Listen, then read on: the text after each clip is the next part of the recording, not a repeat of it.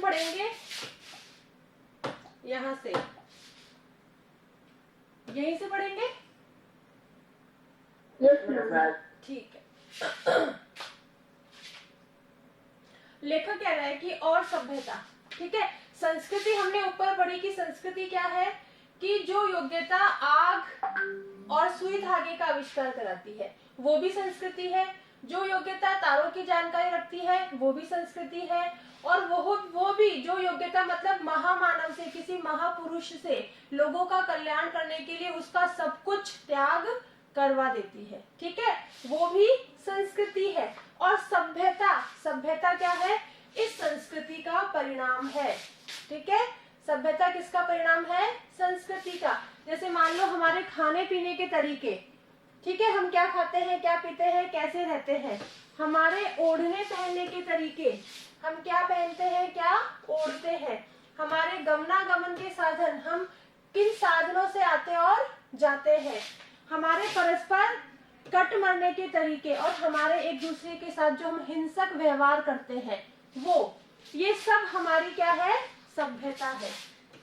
आई बात समझ में, ये सब क्या हो गई हमारी सभ्यता। जैसी संस्कृति हमको मिली उसका जो परिणाम हुआ वो सभ्यता के रूप में हमारे सामने आया। फिर कह रहा है कि मानव की जो योग्यता उससे आत्मविनाश के साधनों का आविष्कार कराती है, हम उसे उसकी संस्कृति कहें या असंस्कृति।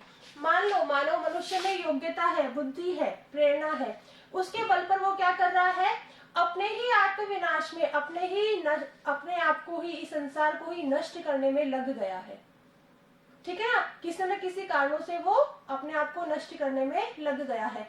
आज क्या है, आज एक देश क्या कर रहा है, दूसरे देश से बढ़कर घातक अस्त्र शस्त्रों का निर्माण करने में जुटा हुआ है, जिससे वो किसको नष्ट कर रहा है, इस दुनिया को, ठीक है, संसार के लोगों को, और कहीं ना कहीं अपने आप को भी। आज सब जगह क्या है, एक होड़ सी मची हुई है कि इससे ज्यादा अच्छा हथियार हमारे पास होना चाहिए, इससे ज्यादा अच्छा हथियार हमारे पास होना चाहिए। और यदि हम परमाणु बम को देखें तो ये हमारे सामने बिल्कुल प्रत्यक्ष उदाहरण है कि मनुष्य ने अपने आप को नष्ट करने के लिए कितने साधन और कैसे कैसे साधन जुटा लिए हैं। लेखक यहाँ पर कह रहा है कि जो योग्यता हमें, जिस योग्यता से हमारा ही नाश हो, हमारा ही विनाश हो, उसको हम संस्कृति नहीं बल्कि उसको असंस्कृति कहेंगे। आई बात समझ में। यदि हम आत्मविनाश, यदि हम अपने आप को नष्ट करने के साधनों का ही आविष्कार करेंगे तो वो हमारी संस्कृति नहीं कहलाएगी बल्कि वो हमारी असंस्कृति कहलाएगी, ठीक है। और जिन साधनों के बल पर और जो संस्कृति के रूप में हमें जो आविष्कार प्राप्त हुआ, जो साधन प्राप्त हुआ, उसके बल पर क्या है, दिन रात मनुष्य आत्मविनाश, अपने ही विनाश में जुटा हुआ है, अपने विनाश में और अपनों के विनाश में जुटा हुआ है, लगा हुआ है। तो उन्हें हम उसकी सभ्यता समझे या असभ्यता। तो जिस चीज से किसी चीज का नाश हो, विनाश हो, वो सभ्यता नहीं कहला सकती, उसे हम असभ्यता ही कहेंगे। आई बात सबके समझ में ये वाली? जो मनुष्य, ठीक है, यानी कि जिन साधनों से या जिन आविष्कारों से, ठीक है, हम अपने आप को नष्ट करें, अपनों को नष्ट करें, वो ना तो संस्कृति है ना वो सभ्यता है, उनको असंस्कृति और हम असभ्यता ही कहेंगे। और संस्कृति का यदि कल्याण की भावना से नाता टूट जाएगा तो वह असंस्कृति होकर ही रहेगी। संस्कृति में क्या मुख्य चीज है, उसमें दूसरों के कल्याण की भावना छिपी रहती है, ठीक है। संस्कृति किसे कहेंगे, जहां पर कल्याण की भावना हो। लेकिन जब हमारा नाता ही, कल्याण की भावना से नाता ही हमारा टूट जाएगा, हम रिश्ता ही तोड़ लेंगे, हम किसी के कल्याण की ओर, किसी के परोपकार की ओर ध्यान ही नहीं देंगे, तो वो क्या हो जाएगी, वो हमारी असंस्कृति होकर रह जाएगी। और ऐसी ही संस्कृति का अवश्यम भावी परिणाम असभ्यता के अतिरिक्त दूसरा क्या होगा। जब हमें असंस्कृति मिलेगी तो उसका परिणाम क्या होगा, असभ्यता। हम क्या होंगे, असभ्य हो जाएंगे। ठीक है, जिससे क्या होगा, जो मनुष्य है वो स्वयं ही अपने आप को छिन्न भिन्न करने में, अपने आप को नष्ट करने में लग जाएगा। ठीक है, और वो मनुष्य के विनाश का कारण बन जाएगा। तो ऊपर हमने पढ़ा था कि संस्कृति का परिणाम क्या है, सभ्यता। सभ्यता, सभ्यता। और यदि हमें मिलेगी विरासत में असंस्कृति, तो हम क्या होंगे, हम सभ्य नहीं होंगे, असभ्य। और अब असभ्य लोग क्या करेंगे, एक दूसरे का विनाश करने में लग जाएंगे। ठीक है, अब जैसे मान लो आगे कह रहा है लेखक कि संस्कृति के नाम से जिस कूड़े करकट का के ढेर का बोध होता है, जिस संस्कृति में अंध परंपराओं, मान्यताओं, रूढ़ियों इनका बोध होता है, या इनसे मिलकर ही संस्कृति बनाई गई है, जहाँ पर सिर्फ अंध परंपराएं, मतलब जो परंपराएं शुरू से चली आ रही है उनको ही ढोते जाना, चाहे वो परंपरा सही है या गलत है। समाज ने किसी के लिए कोई मान्यता स्थापित कर दी, सिद्ध कर दी, चाहे वो सही है चाहे वो गलत है। ऐसे ही कई ऐसे रीति रिवाज हो गए, चाहे वो सही है चाहे वो गलत है, लेकिन हम क्या कर रहे हैं, उसको ढोते आ रहे हैं। तो वो जो संस्कृति में यदि ये चीजें मिली हुई है, तो वो संस्कृति सिर्फ एक कूड़े करकट का ढेर है, उसे हम संस्कृति नहीं कह सकते। ठीक है, और ऐसी संस्कृति किसी के लिए उपयोगी सिद्ध नहीं हो सकती, वो अनुपयोगी है। वह न संस्कृति है न रक्षणीय वस्तु, उसको ना तो हम संस्कृति कहेंगे और ना ही उस संस्कृति को उस संस्कृति की हम रक्षा करना चाहेंगे। वो रक्षा करने की योग्य वस्तु नहीं है।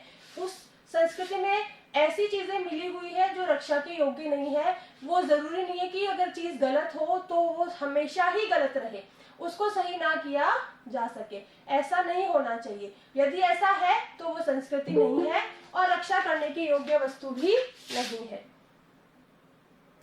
ठीक है,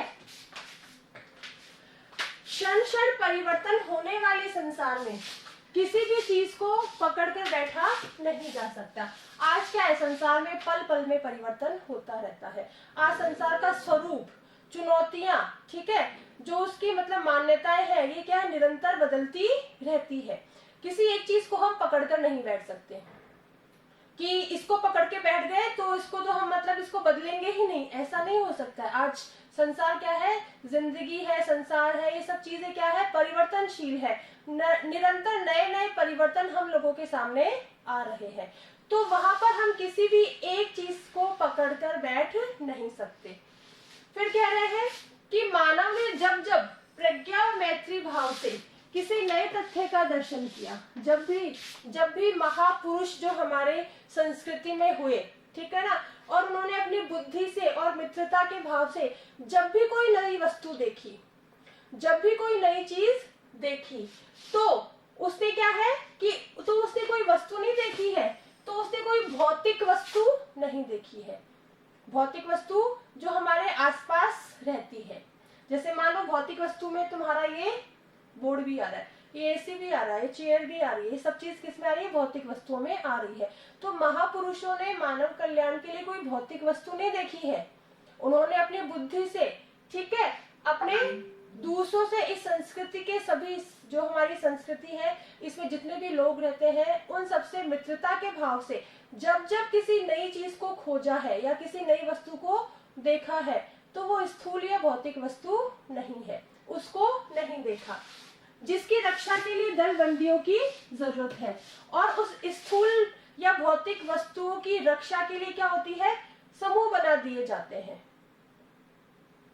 समूह बना दिए जाते हैं कि इस चीज की रक्षा आपको करनी है। तो मनुष्यों ने, इन्होंने क्या किया है, महापुरुषों ने ऐसी चीजें नहीं खोजी है जिनके लिए हमें दल बनाने पड़े, जिनकी रक्षा के लिए हमें दल बनाने पड़े। उन्होंने सिर्फ मानवीय मूल्य खोजे हैं। महापुरुषों ने अपनी बुद्धि और विवेक के बल पर या मित्रता के भाव से सिर्फ मानवीय मूल्य, मनुष्य के लिए आदर्श खोजे हैं। ठीक है, संस्कृति के आदर्श क्या है, त्याग, सहानुभूति, प्रेम, ठीक है, एक दूसरे से मित्रता का भाव, एक दूसरे का सहयोग करना, ये सब हमारी संस्कृति के आदर्श है। परोपकार की भावना, ठीक है, लोगों के कल्याण की भावना, ये हमारी संस्कृति है। लेखक जो है मुख्य रूप से जो मेन बात बताना चाह रहा है कि संस्कृति में, संस्कृति किसे कहते हैं, जहाँ पर जन कल्याण की भावना हो, जो आविष्कार किए जाए उसमें भी जन कल्याण की भावना हो, वो स्वयं के लिए भी उपयोगी हो, वो दूसरों के लिए भी उपयोगी हो, वो संस्कृति है।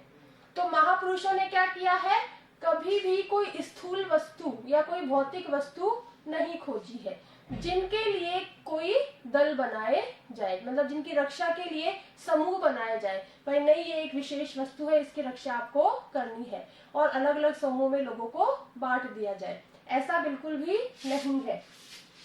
ठीक है, मानव संस्कृति एक है, मनुष्य की संस्कृति क्या है, एक है, और उस संस्कृति में परोपकार की भावना रहती है, अविभाज्य वस्तु है, और उस संस्कृति को कभी बांटा नहीं जा सकता। आज लोग कहते हैं हिंदू संस्कृति, मुस्लिम संस्कृति, बौद्ध संस्कृति, अमेरिकन संस्कृति, अलग अलग संस्कृति, अलग अलग जगह पर संस्कृति को उस जगह के हिसाब से नाम दे रखा है, लेकिन ऐसा बिल्कुल भी नहीं है। मनुष्य की संस्कृति एक है। वो संस्कृति एक क्या है कि मनुष्य मानवीय मूल्यों को अपनाए, अपने आदर्शों को अपनाए, संस्कारशील बने, और उस चीज को बांटा नहीं जा सकता। लोगों ने आज बांट तो लिया है संस्कृति को, लेकिन वो बांटने योग्य वस्तु नहीं है। ठीक है, और जिसमें जितना अंश कल्याण का है वह अकल्याण कर की अपेक्षा श्रेष्ठ ही नहीं, स्थायी भी है। संस्कृति का जो अंश होता है वो कल्याणकारी होता है, मतलब संस्कृति कल्याणकारी है, दूसरों क्या कल्याण करने वाली है। ठीक है, फिर कह रहा है कि वह अकल्याण कर की अपेक्षा, और जिस संस्कृति में कल्याण की भावना ना हो, परोपकार की भावना ना हो, हिंसा की जहां भावना हो, ठीक है, लोगों का जिसमें कल्याण ना छिपा हुआ हो, जहां पर एक दूसरे को कष्ट दिया जाता हो, दुख पहुंचाया जाता हो, ठीक है ना, तो वो संस्कृति नहीं है। उसकी अपेक्षा जो कल्याणकारी संस्कृति है वो अकल्याणकारी संस्कृति से श्रेष्ठ है। ठीक है, और स्थायी भी है, और हमेशा रहने वाली भी है। स्थायी मतलब जो चीज हमेशा रहे। ये वाली लाइन समझ में आ गई मेरी, लास्ट वाली लाइन। संस्कृति में किसकी भावना छिपी रहती है, कल्याण की। ठीक है, इसलिए कल्याणकारी संस्कृति अकल्याणकारी संस्कृति से कहीं ज्यादा श्रेष्ठ और स्थायी है। ठीक है, तो संस्कृति और सभ्यता सबके समझ में आ गया, ये चैप्टर पूरा सबके समझ में आ गया। हाँ बोलो, पूछो, कोई जिसको जो पूछना पूछो, जहाँ से भी जो भी कोई चैप्टर हमारे कोर्स में क्यों दिया, मतलब क्या मैसेज देना चाह रहा है ये चैप्टर? चैप्टर ये मैसेज देना चाह रहा है कि हमें संस्कृत व्यक्ति बनना है। ठीक है, संस्कृत व्यक्ति जब बनेंगे तभी हम सभ्य बनेंगे, और तभी सभ्यता का जन्म होगा। यहाँ पर लेखक ने सिर्फ संस्कृति और सभ्यता में अंतर स्पष्ट किया है। आई बात समझ में? ठीक है, लेखक हमें संदेश देना चाह रहा है कि यदि हमारे अंदर हम यदि संस्कृत व्यक्ति हैं तो हम क्या करेंगे, दूसरों का कल्याण करेंगे। ठीक है, जिन मानवों ने, और यहाँ पर कई जैसे है, अच्छा ये बताओ, यहाँ पर 3 ऐसे व्यक्तियों का नाम आया है इस पाठ में जिन्होंने मतलब दूसरों का कल्याण किया। नाम बताओ मुझे वो 3। Lenin, Karl Marx. हाँ, लेनिन, कार्ल मार्क्स, और नहीं वो न्यूटन तो वैज्ञानिक, तो उसके अलावा एक और कौन था, गौतम बुद्ध। गौतम बुद्ध। ठीक है, इन्होंने क्या किया है, तीनों ने क्या किया, दूसरों के कल्याण का काम किया, दूसरों का कल्याण। ठीक है ना, तो वो कौन थे, संस्कृत व्यक्ति। यहाँ पर लेखक 2 बातें बता रहा है हमें, देखो, एक तो जिन लोगों ने आविष्कार किया, जैसे न्यूटन ने आविष्कार किया गुरुत्वाकर्षण का, ठीक है, सुई धागे का आविष्कार हुआ, आग का आविष्कार हुआ, इन्होंने क्या किया, ऐसे आविष्कार किए जिनसे कि लोगों का वो चीज जो है लोगों के काम में आए, उनके लिए वो उपयोगी बने। ठीक है, तो वो भी संस्कृत व्यक्ति थे। लेकिन दूसरे यहाँ पर 3 लोग आए, उन्होंने, उनके मन में क्या थी, लोगों के कल्याण की भावना थी। उन्होंने आविष्कार कोई नहीं किया, लेकिन उनके मन में क्या थी, कल्याण की भावना थी, इसलिए भी वो संस्कृत व्यक्ति थे। तो 2 उदाहरणों द्वारा लेखक ने समझाया यहाँ पर कि संस्कृत व्यक्ति जिन्होंने आविष्कार किए और जिन्होंने दूसरों के कल्याण की कामना की। ठीक है ना, कल्याण के मार्ग पर उन्होंने मतलब अपना सब कुछ छोड़ दिया। कार्ल मार्क्स ने क्या किया, सिर्फ मजदूरों को सुखी बनाने के लिए वो अपने पूरे जीवन दुखी रहे। ठीक है, लेनिन क्या करता था, खुद भूखा रहता था, लेकिन अपने जो सामने लोग होते थे उनको खिलाता था। ऐसे गौतम बुद्ध ने अपने सारे राजपाट त्याग कर वो अपनी मतलब भगवान को प्राप्त करने में लग गए, जिससे क्या उद्देश्य था कि मैं लोगों को सच्चा उपदेश दे सकूं। ठीक है, और जो जनता जो है मर कट रही है, आपस में एक दूसरे को कष्ट दे रही है, उनको मैं सच्चे मार्ग पर ला सकूं। तो इन तीनों के मन में किसकी भावना थी? कल्याण की भावना थी। ठीक है, तो संस्कृत व्यक्ति दोनों है। आई ना मेरी बात समझ में सबके? यस मैम, ठीक यस है, मैम। असंस्कृति और असभ्यता बताई लेखक ने, ये आपके समझ में आ गई सबके? Yes ma'am. ठीक है, तो लेखक ने यहाँ पर हमें संस्कृत व्यक्ति बताया। दो प्रकार से दो तरह के संस्कृत व्यक्ति है। असंस्कृति क्या है, असभ्यता क्या है, सभ्यता क्या है, संस्कृति क्या है, ये आप हमने सबने पढ़ा। यहाँ पर किसी को कोई दिक्कत?